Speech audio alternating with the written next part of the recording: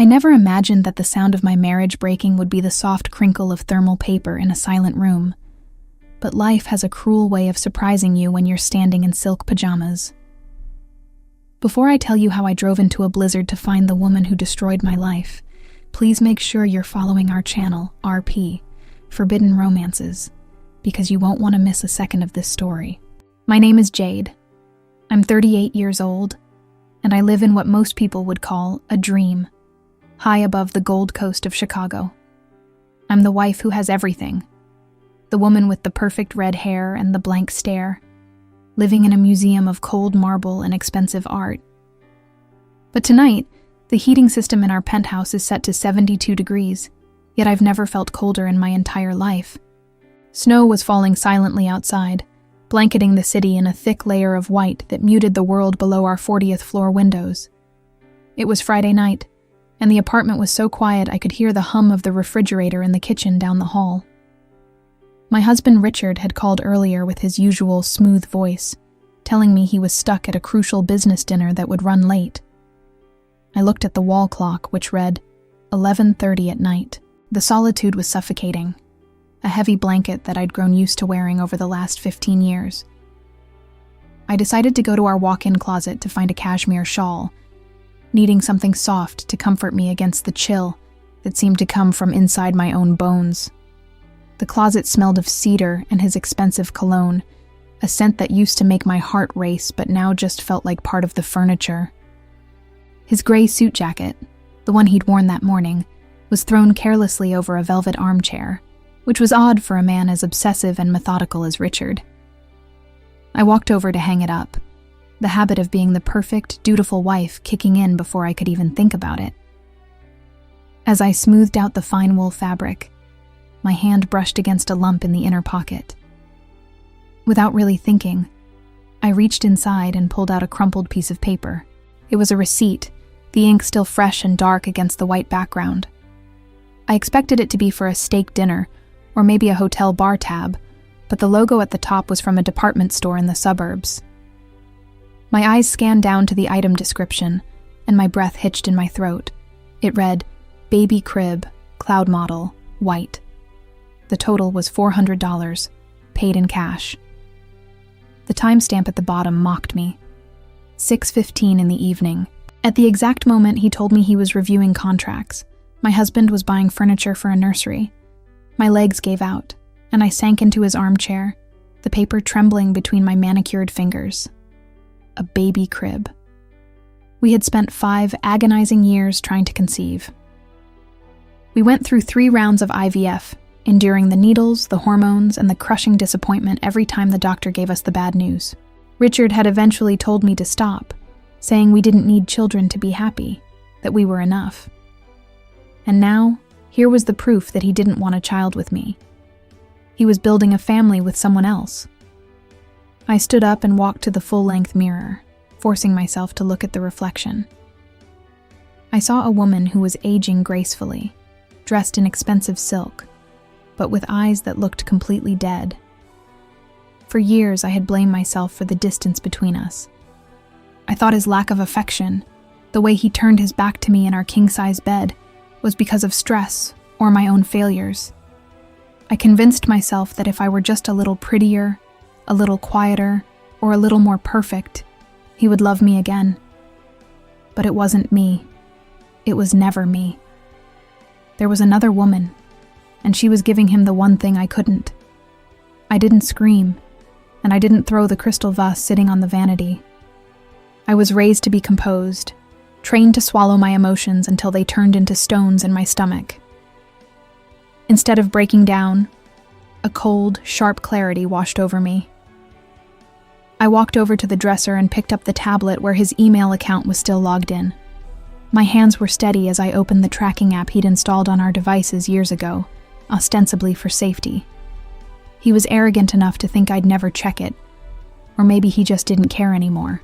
The blue dot on the screen wasn't at a restaurant downtown.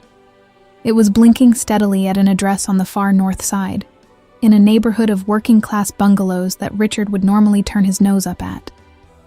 I memorized the address, feeling a strange detachment from my own body. I wasn't Jade the lawyer anymore. I wasn't Jade the wife. I was a ghost haunting my own life, and I had unfinished business. I grabbed the keys to my car and buttoned up my heavy wool coat, preparing to step out into the winter storm. The elevator ride down to the garage felt like it took hours. When the doors opened, the night concierge smiled and wished me a good evening, completely unaware that Mrs. Bittencourt was going out to destroy her own world.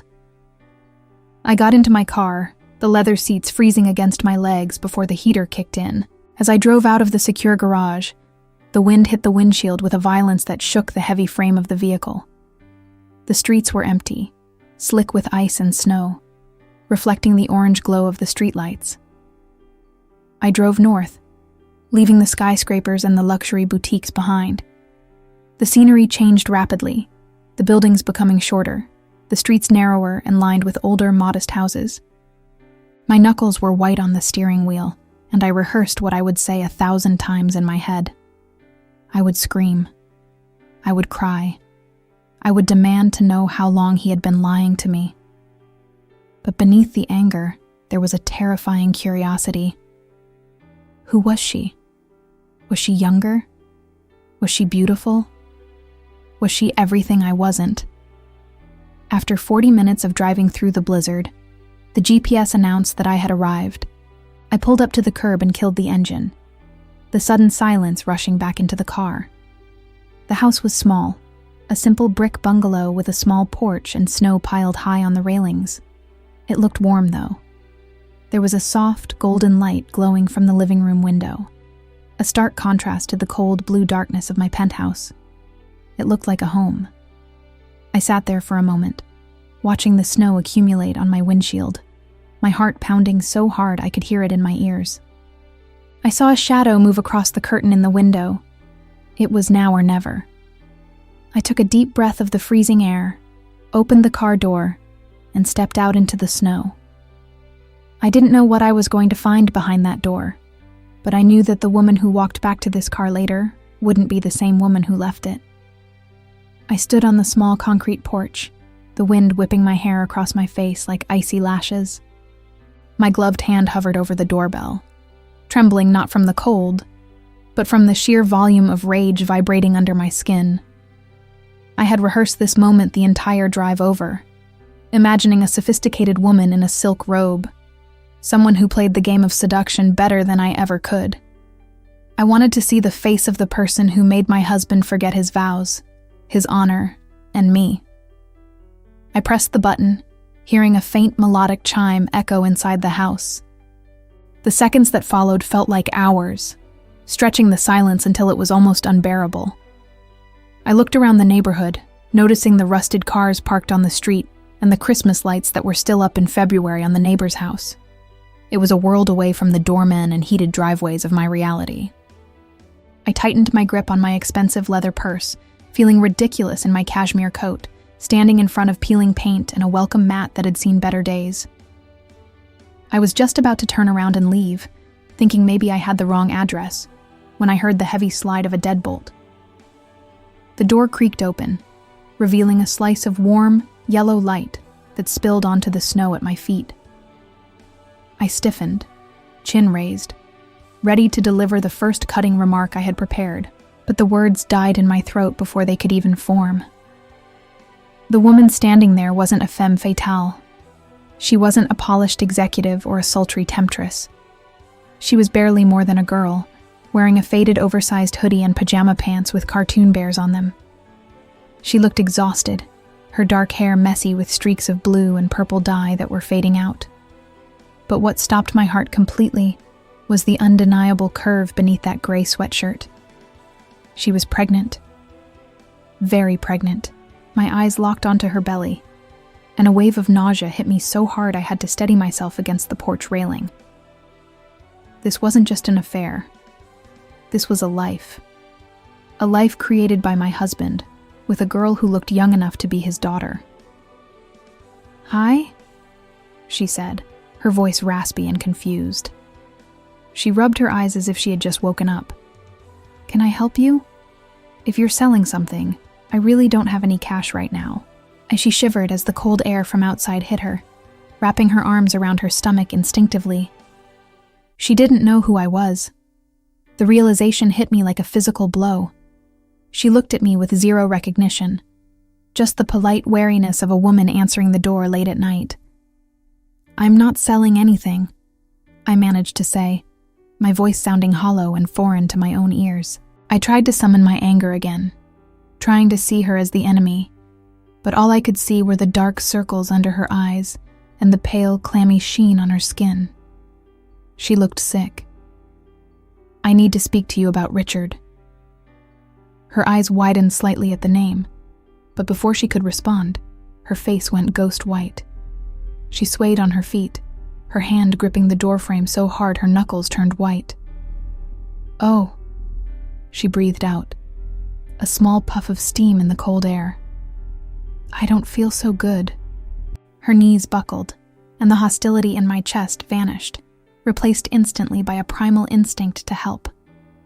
I lunged forward just as she began to slide down the doorframe.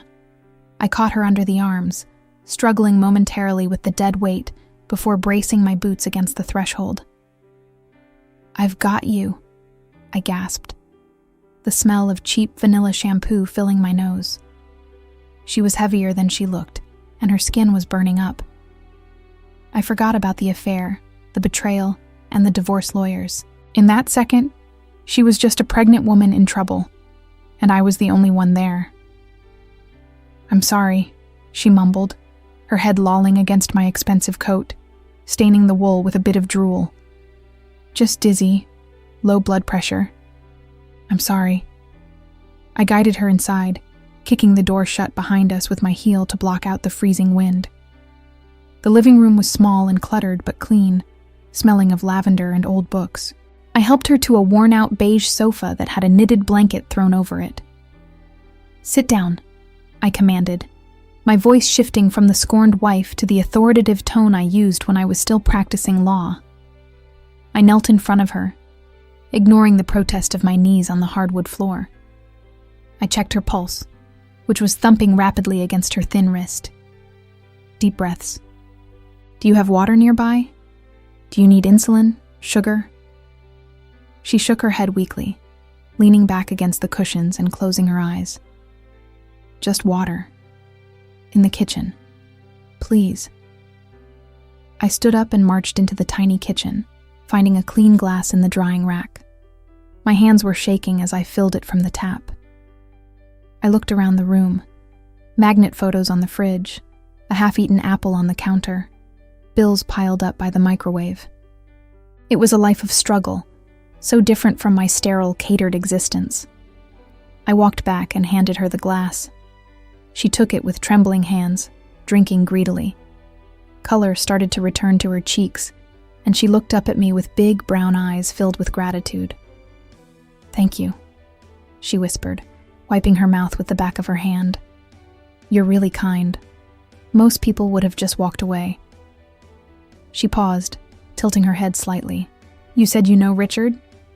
Are you from his office? Did he send you to check on me?" The question hung in the warm air of the small living room, heavy and suffocating. "Did he send you?" The innocence in her voice was sharper than any insult she could have thrown at me. I looked around the room properly for the first time, my eyes adjusting to the dim light. It wasn't just a house. It was a shrine to a life I didn't know existed. On the refrigerator, held up by a magnet shaped like a slice of pizza, was a photo strip from a booth. In the grainy images, my husband, Richard, was making funny faces, something I hadn't seen him do in a decade. He looked younger, lighter, and completely in love. I felt a phantom pain in my chest, a dull ache where my heart used to be. I walked over to the mantelpiece above the fake electric fireplace. There was a framed ultrasound picture next to a pair of tiny knitted booties. Beside it, a photo of them at a lake house, his arms wrapped protectively around her waist. He wasn't just sleeping with her. He was building a parallel universe where he got to be the hero, the father, the good man. And I was the villain of a story I didn't even know I was in. "You're not answering me," Clara said, her voice trembling slightly. She set the water glass down on the coffee table with a clink, that sounded like a gunshot in the quiet room. She tried to sit up straighter, pulling her oversized sweatshirt down to cover her knees. Is he okay? Did something happen to him on his trip? I turned to face her. The anger I had brought with me from the penthouse had dissolved into a thick, gray sludge of pity. How could I hate her? She was a child, really. A 26-year-old girl with colorful hair and a baby on the way, believing she had found her Prince Charming. She didn't know she was the other woman. She thought she was the only one. He's not on a trip, Clara, I said softly. My voice was steady, but it felt like I was speaking from underwater. I took off my leather gloves slowly, finger by finger, delaying the moment that would ruin her life. Richard isn't who you think he is. Her brow furrowed in confusion. What do you mean? He's a sales director. He travels for work. He's in Cleveland right now. The lie was so specific, so mundane. It hurt more than if he had said he was a spy. He lied to her to be with me, and he lied to me to be with her. We were both just stops on his schedule. I walked closer to the sofa, my boots heavy on the wooden floor. I needed her to see me. I needed her to really look at me. I'm not from his office, I said, letting the silence stretch for a second before delivering the blow. My name is Jade, and I've been Richard's wife for 15 years. The reaction wasn't immediate. It was like watching a car crash in slow motion. First, there was a blank stare, her brain refusing to process the words. Then, a nervous laugh bubbled up from her throat. That's not funny, she whispered, shaking her head. He's not married. He told me he was a widower. He said his wife died 5 years ago. A widower. The audacity of the man was breathtaking. He hadn't just erased me. He had killed me off to make himself more sympathetic. I felt a tear slide down my cold cheek, but it wasn't for him. It was for the sheer humiliation of it all. I raised my left hand, showing her the large diamond ring that had felt like a shackle for so long. I'm very much alive, Clara. And I'm sorry. She stared at the ring, the light catching the facets of the stone. Her face crumbled. It wasn't anger that broke through. It was pure, unadulterated heartbreak. She wrapped her arms around her belly as if to shield the baby from the truth. A low, keening sound escaped her lips, a sound of absolute despair that I felt in my own womb. He promised, she sobbed, rocking back and forth. He said we were going to get a house in the suburbs. He picked out the name. He said he loved us. She looked up at me, her eyes swimming in tears, mascara running down her pale cheeks. How could he lie about a whole life? I didn't know what to do. The script for The Scorned Wife didn't have instructions for this. I should have walked away. I had dropped the bomb. My work was done. But I couldn't move. Seeing her pain was like looking into a mirror. We were two sides of the same coin, both defrauded by the same con artist. I sat down on the edge of the coffee table, facing her, disregarding the distance I should have kept. He lied to both of us, I told her, my voice cracking. He's having dinner with clients tonight. That's what he told me. But I found the receipt for the crib in his pocket. That's how I found you. I reached out, hesitating, and then placed my hand on her knee. She didn't pull away. She was drowning, and I was the only lifeline she had. She looked at my hand on her knee, then up at my face. The hostility was gone, replaced by a terrifying vulnerability. What are we going to do? She asked, her voice small and terrified. I can't do this alone. I have nothing. I quit my job at the store because he said he would take care of us. If he leaves, the fear in her eyes sparked something in me. A fierce, protective anger that was different from the jealous rage I had felt earlier. He had set her up to fail. He had made her dependent on him, just like he had made me emotionally dependent on his approval. He was playing with lives like they were toy soldiers. "You're not alone," I said, surprised by the conviction in my own voice. I looked at the ultrasound picture on the mantelpiece again. That baby was innocent. And this woman, this girl who liked colorful hair and cheap pizza, was just as much a victim as I was. "I'm not going to let him destroy you, Clara. Tell me everything. Start from the beginning. I want to know exactly who my husband is." I watched Clara crumble on that worn-out sofa, her hands shaking so badly she spilled a little water on her oversized sweatshirt. The reality of her situation was setting in, not just the heartbreak, but the terrifying logistics of it. She was 7 months pregnant with a man who didn't legally exist in her life, a man who had lied about his wife being dead to get into her bed. I saw the panic in her eyes, the way she looked around the small room as if the walls were closing in on her. She wasn't thinking about revenge yet. She was thinking about survival, about diapers, about rent. "I have $200 in my bank account," Clara whispered, her voice cracking with shame. She wouldn't look at me, staring instead at her socks. "I quit my job at the convenience store because he said the fumes were bad for the baby. He pays the rent in cash every month. If he finds out you were here, if he leaves..." She trailed off, unable to finish the sentence, but I heard it loud and clear. She was terrified of becoming homeless.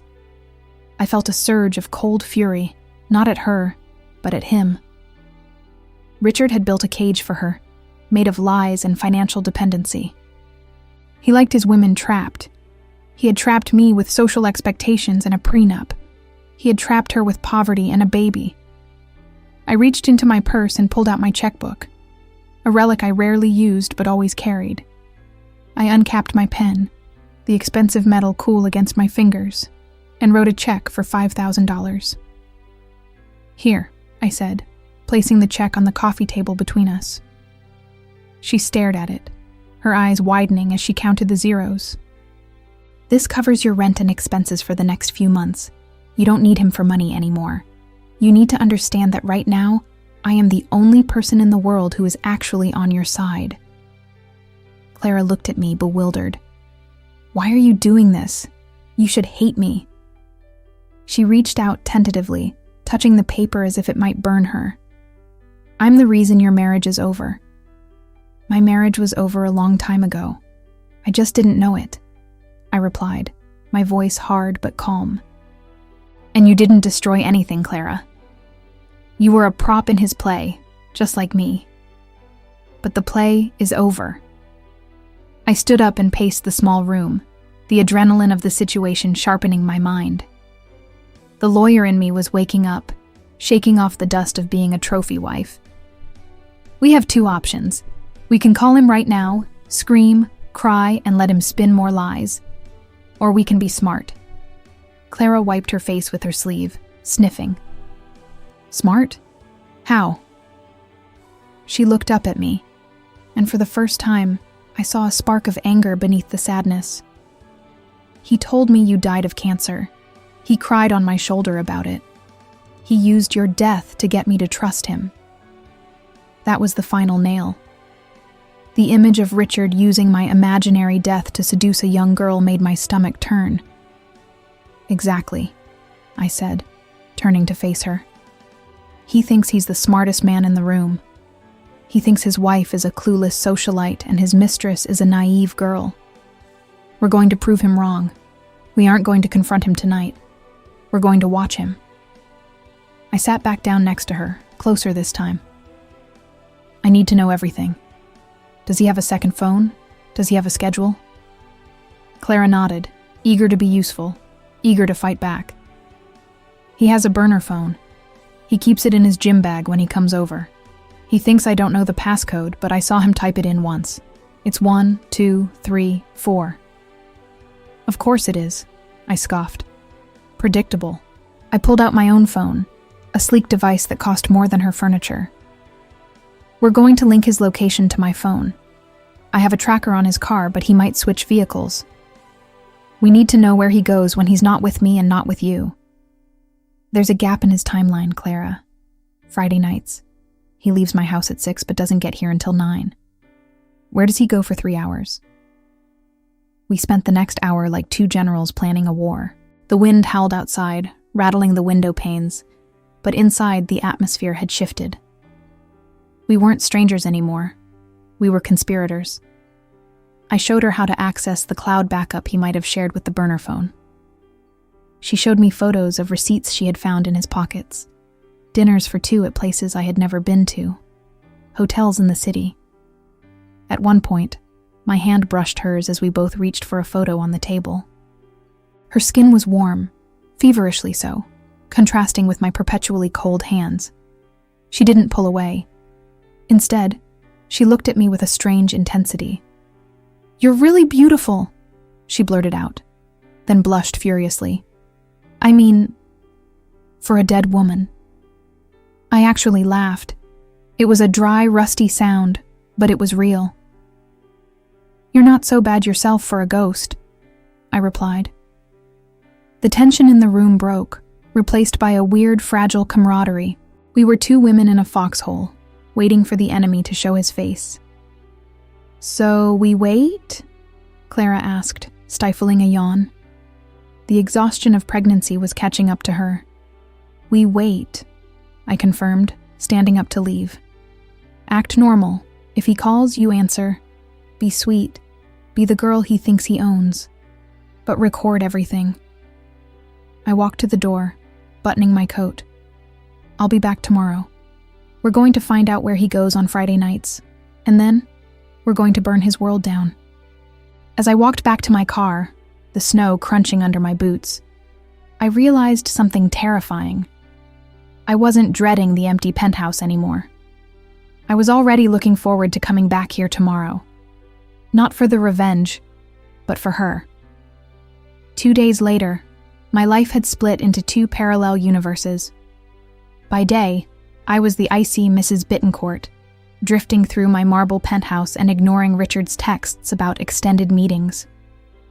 But by late afternoon, I was parking my luxury sedan 2 blocks away from Clara's bungalow, trading my heels for comfortable boots and my loneliness for the chaotic warmth of her living room.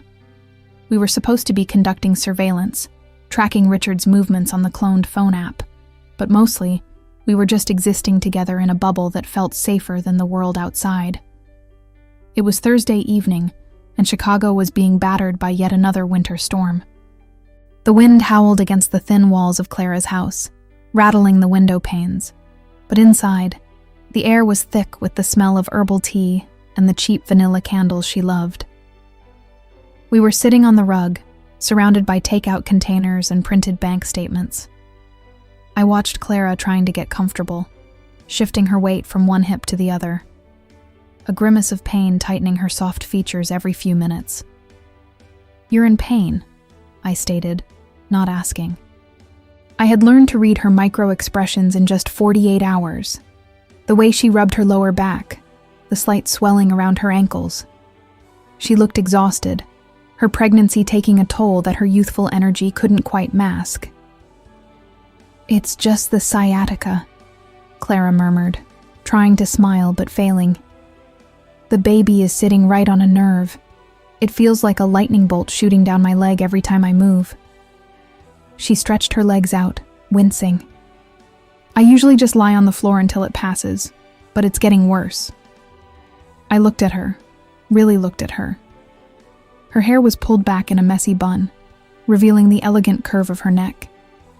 She looked so vulnerable, carrying the weight of a betrayal she didn't deserve, and a child she was terrified to raise alone. Without thinking, I stood up and walked to the bathroom, grabbing the bottle of lavender lotion I had seen on the counter earlier. "Turn around," I said softly, kneeling behind her on the rug. The floor was hard against my knees, a stark contrast to the plush carpets I was used to, but I didn't care. "I'm going to help you." Clara hesitated for a second, a flush rising on her pale cheeks. "Jade, you don't have to do that. You're not a nurse. You're a lady who lunches." She tried to make a joke of it, but her voice was thin. "I'm a woman who knows what it's like to carry a burden alone," I replied, pouring a generous amount of lotion into my hands to warm it up. "Now, hush. Lean forward." She obeyed, resting her forehead on her crossed arms on the coffee table. I placed my hands on her shoulders, feeling the tension radiating off her in waves. Her skin was warm, feverishly so, against my perpetually cold palms. I began to work the knots out of her shoulders, my thumbs digging into the tight muscles. A low groan of relief escaped her lips, a sound so raw and intimate that it made my breath hitch. I moved my hands down her spine, tracing the curve of her back, feeling the strength and fragility of her body. The smell of lavender filled the small space, mixing with the scent of the snow coming through the drafty window. "Is that okay?" I asked, my voice lower than usual. I was focused entirely on the sensation of her skin under my fingers. It had been years since I had touched someone with care, years since I had been touched with anything other than perfunctory obligation. "It's amazing," Clara breathed out, her muscles finally relaxing under my touch. "Richard never did this. He would just tell me to take a Tylenol and stop complaining." The mention of his name usually brought anger, but in this moment, it just highlighted how little he knew about intimacy. He knew how to conquer, but he didn't know how to care. I moved my hands to her lower back, applying steady pressure where she said the pain was. My fingers brushed against the waistband of her pajama pants, and I felt a jolt of electricity that had nothing to do with static. It was a pull, a magnetic draw to the warmth of her. I realized with a start that I wasn't picturing my husband anymore. I was only aware of Clara.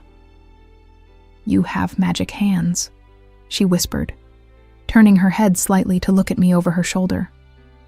Her eyes were half closed, heavy with relaxation. "Why did you stay with him so long, Jade? You have so much love to give, and he starved you." The question hung in the air, stripping me bare. "I thought I was the problem," I confessed, my hands slowing their rhythm but not stopping. "I thought if I was perfect enough, he would eventually see me. But looking at you, I realize he's just blind." We stayed like that for a long moment, the silence between us heavy and charged. My hands were still resting on her back, her breathing syncing with mine. The atmosphere had shifted from medical to something else, something deeper. I wanted to lean forward. I wanted to wrap my arms around her and protect her from everything, including myself. Suddenly, a loud electronic chirp shattered the mood. We both jumped. It was my phone on the table. The tracking app notification flashed bright red in the dim room. "He's moving," I said, the spell breaking instantly. I pulled my hands away, missing the warmth immediately. I grabbed the phone, my heart racing for a different reason now. "The Dot is leaving his office. It's Friday night, Clara. This is it." Clara sat up, wincing slightly, but her eyes sharp with focus. "Where is he going?" I watched the screen as the blue dot merged onto the highway, heading away from my penthouse and away from her bungalow. "He's heading west, towards the airport hotels." I stood up, grabbing my coat. The moment of intimacy was packed away, replaced by the thrill of the hunt. "Get your shoes on. We're going to catch him." We scrambled out of the house like we were fleeing a fire, the warm spell of the massage broken by the harsh reality of the tracking app. I grabbed my keys and Clara's heavy winter coat, throwing it around her shoulders as we stepped out into the biting wind.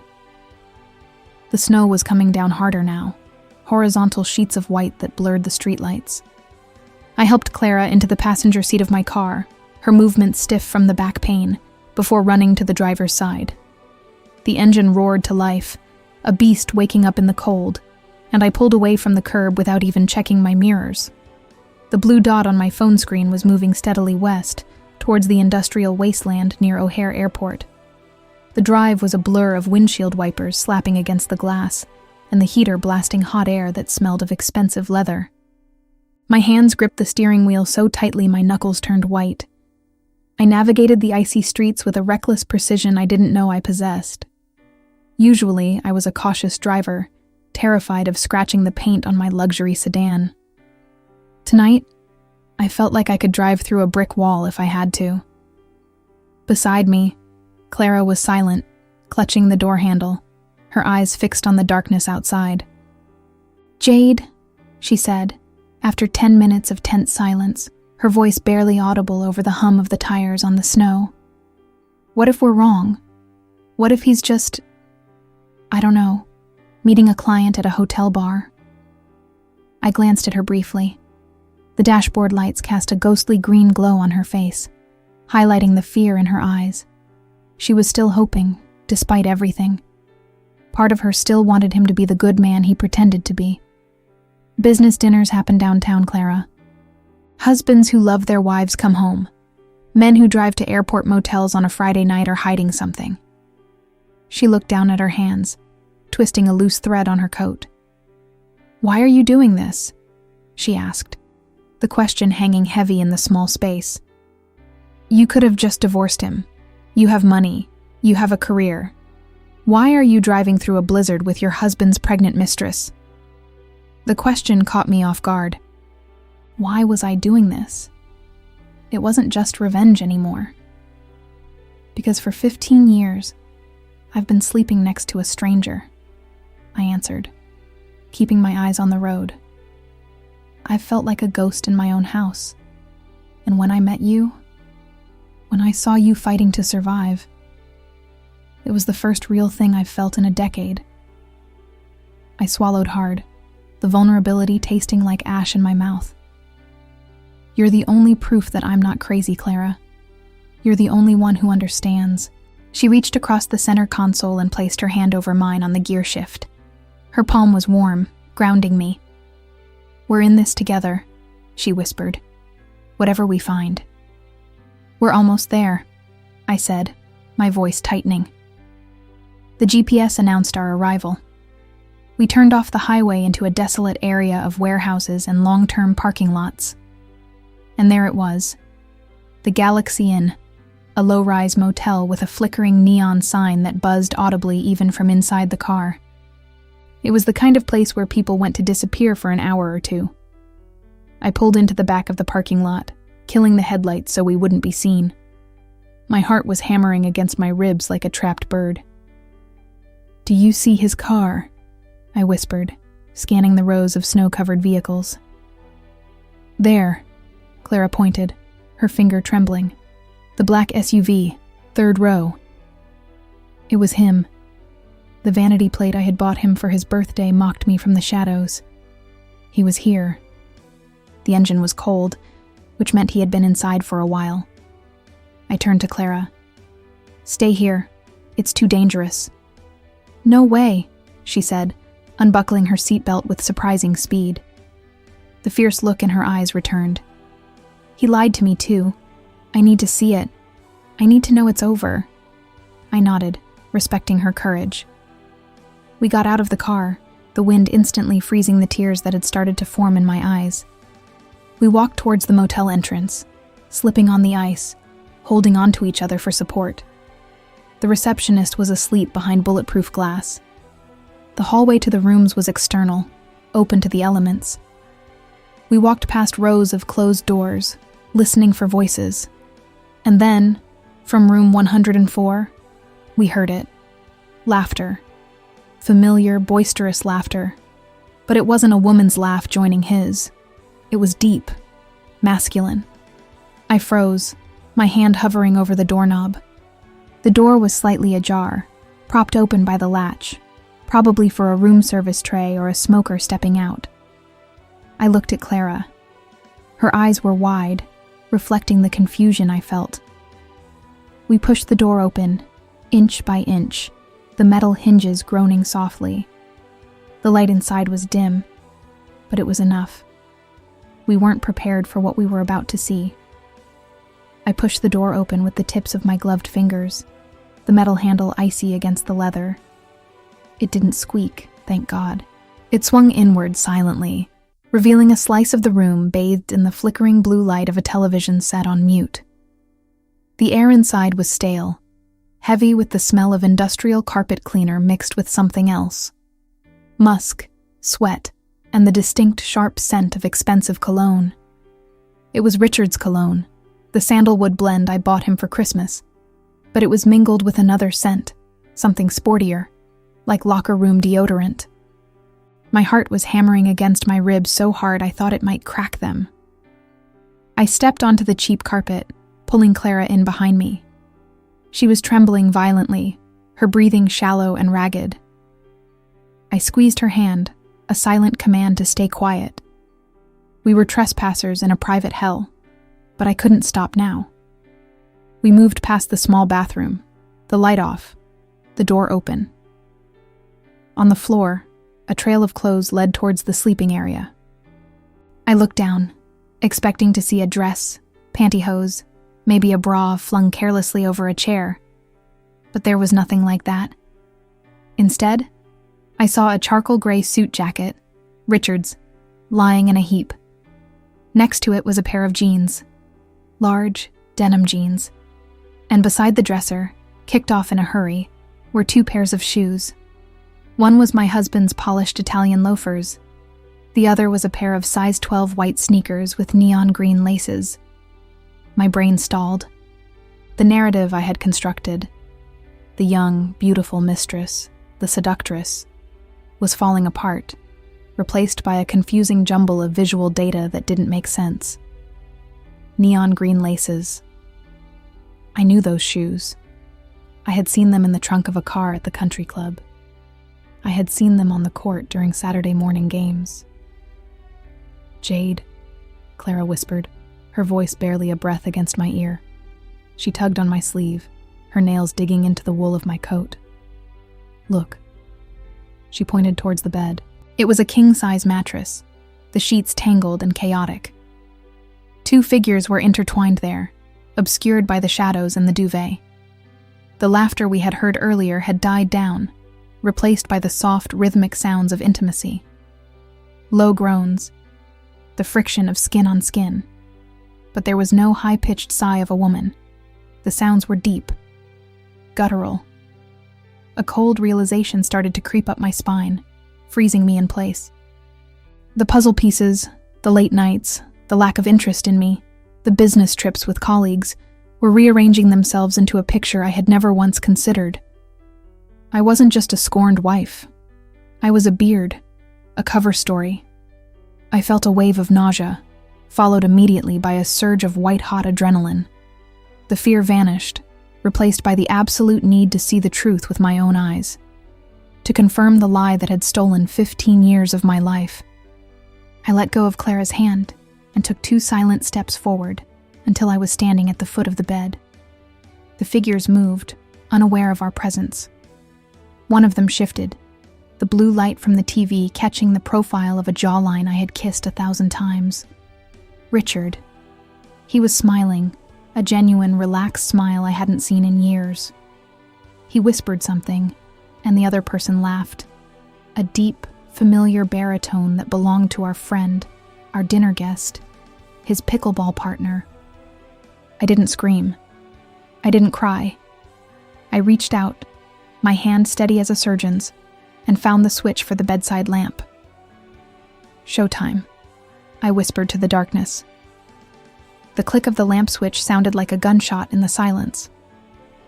The 60-watt bulb flooded the room with harsh, unforgiving yellow light, instantly banishing the shadows that had protected them. The 2 figures on the bed scrambled apart with a frantic, clumsy panic, sheets flying as they tried to cover themselves. I stood at the foot of the bed, unmoving, my eyes adjusting to the sudden brightness. I had prepared myself to see shame. I had prepared myself to see a terrified young woman. But the image that burned itself into my retinas froze the blood in my veins. My husband, Richard, was sitting up, clutching a pillow to his chest like a shield. His face was a mask of sheer terror, his eyes wide and white. but it was the person scrambling to the other side of the bed who made the room spin. It wasn't a secretary. It wasn't a stranger. It was Marcos. Marcos, the man who had sat at my dining table last Thanksgiving. Marcos, who played pickleball with Richard every Saturday morning.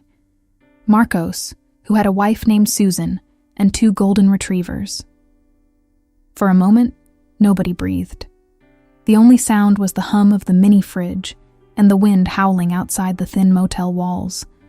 The realization hit me with the force of a physical blow, rearranging every memory of the last 15 years. All the nights Richard had rejected me. All the excuses about stress and headaches. All the times I had looked in the mirror and cried thinking I was too old or too boring. It wasn't me. It had never been me.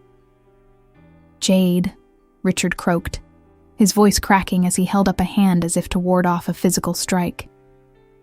"Jade, please. It's not... I can explain." Beside me, Clara let out a sound that was half gasp, half sob. She staggered back until her shoulders hit the wall, her hand covering her mouth in horror. "You?" she whispered, staring at Richard with wide, tear-filled eyes. "You told me you loved me. You told me your wife was dead. You wanted to start a family." She looked from Richard to Marcos, the devastation on her face shifting from heartbreak to sickness. "I was just a cover? I was just a prop for you to hide behind?" Marcos looked down, unable to meet anyone's gaze, his face burning with humiliation. He was a senior partner at a conservative law firm.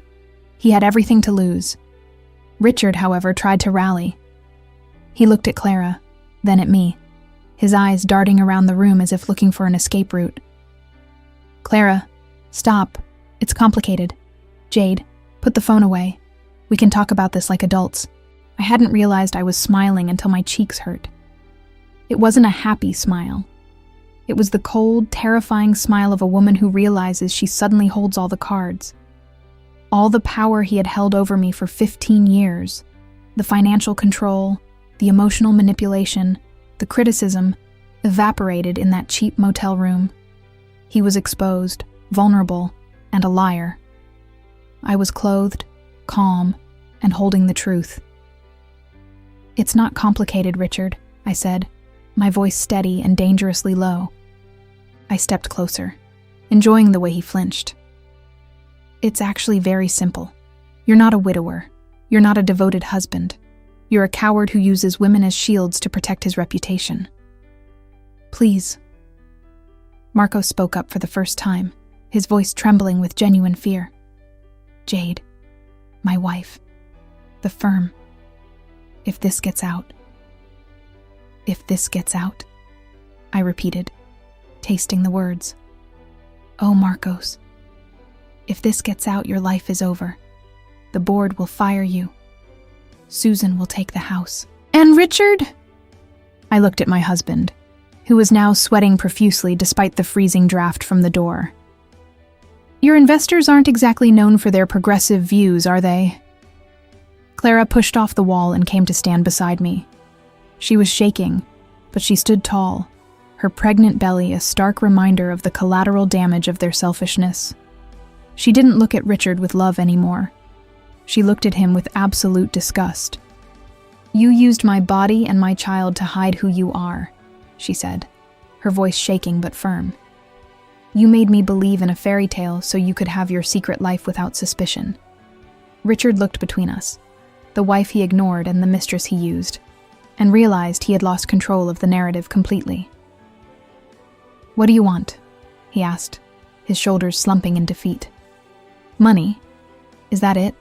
I can write you a check right now. Just keep your mouth shut. Please." I looked at Clara. We didn't need to speak. In that moment, we understood each other perfectly. We weren't victims anymore. We were partners. I turned back to the men cowering under the sheets. "We don't want your hush money, Richard," I said, crossing my arms over my chest. "We want everything." I checked my watch, dismissing them like naughty children. I suggest you both get dressed. You have 5 minutes to make yourselves presentable.